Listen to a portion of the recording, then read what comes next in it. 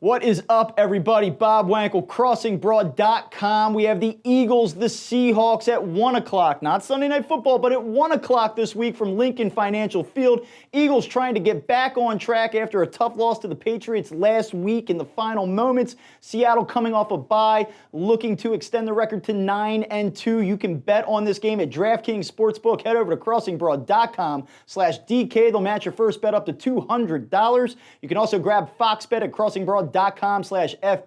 They'll give you $20 just for signing up, a $100 deposit match, and they are also running a 9 days of Thanksgiving betting promo.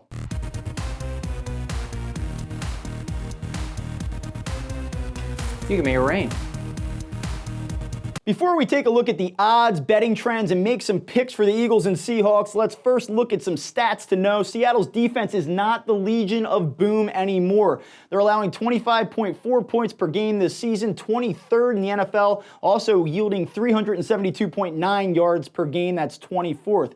Eagles defense, meanwhile, 23 points per game, that's 18th best in the NFL, but a stingy 323.5 yards per game, that's 9th. Pete Carroll Seahawks 6-3 straight up overall and 4-2 straight up on the road following a bye.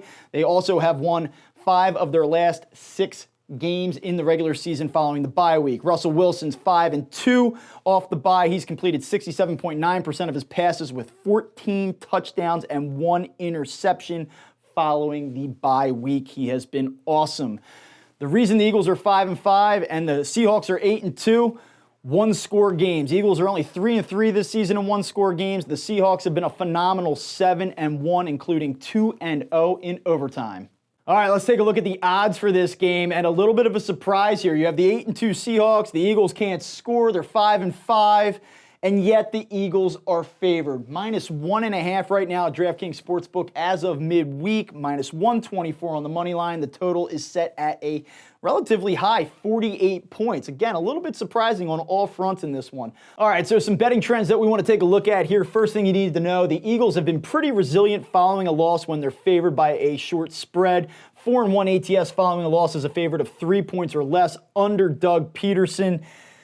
And here's something that I look at. When this spread came out and you saw that the Eagles were the favorite, you had to figure why. And so we went searching for reasons why they could be favored, and a lot of it has to do with the situation. Road underdogs with an 800 record or better in Week 11 or later are only 2-5-1 against the spread overall. They're 0-3 ATS against teams coming off of a loss. So it's a small sample size, but again, this directly points at a good rebound spot for the Eagles against an elite team as a short favorite.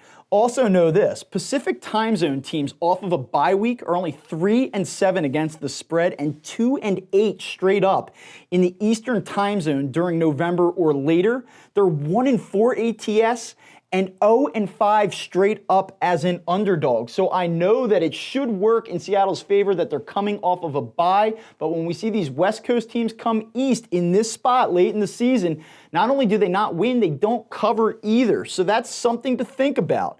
Now, this is the Seahawks. They are 8-2. They have an elite quarterback in Russell Wilson and one of the best coaches in all of the league in Pete Carroll. And here's something that points on a play with the Seahawks this week.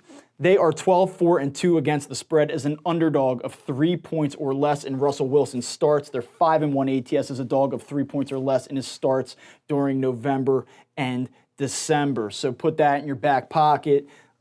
And then in terms of the total, the under is 32-9-1 in games played in November or later when the home team has gone under in its previous 2 games. And the total closes between 47 and 49 points. The under is 21-7 when that total closes between 47.5 and 48.5 points. The under is always a strong trend at Lincoln Financial Field under Doug Peterson as well. Meanwhile, good trend on the over if you're looking to bet it. It's 14-4 in the home team's 3rd straight home game when the total closes between 47.5 and 48.5 points, and this is the Eagles' 3rd straight game at Lincoln Financial Field, so that would apply here.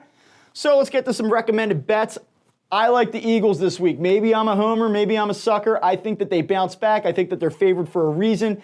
Seahawks are 8-2. That's great. A lot of those wins have been fairly unimpressive. They beat a bad Bengals team by a single point back in week 1. They survived in overtime a couple of times. They survived a missed field goal late in the game against the Rams.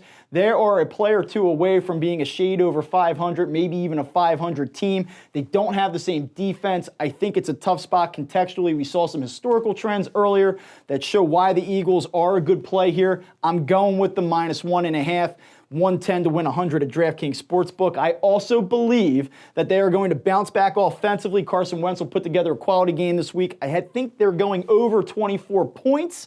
No, that's a little bit risky, -111 at Fox Bet. I also believe that there's going to be a total of over 2.5 touchdowns between these two teams. They'll get off to a good start offensively, -120 at DraftKings. So again, I'm going with the Eagles. I'm going to lean with the over. We saw some pretty strong trends both ways. I'm going to go over in this one. Again, if you want to bet on this game, go to crossingbroad.com/DK.